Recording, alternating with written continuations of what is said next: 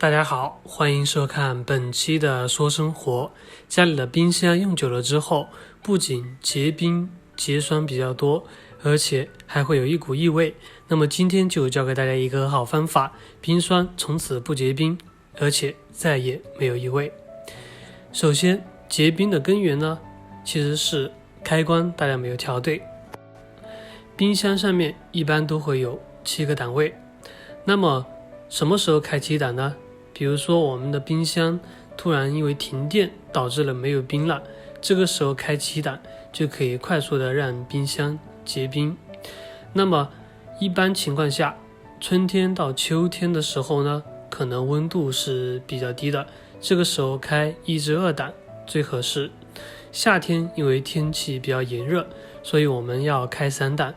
3档这个档位，家里的冰箱就不会因为太高而结冰。然后就是在冰箱里面放一卷卫生纸，因为冰箱里面的食物比较多，有水果啊、蔬菜等各种食物，就会容易串味，而纸巾有很好的吸附异味的作用。通过这个方法，家里的冰箱半年都不会再有异味啦。看完这个视频，大家也去学着做一做吧。希望今天的妙招可以帮到大家，学会了分享给家人和朋友，可以帮到更多人。谢谢大家观看，我们下期再见。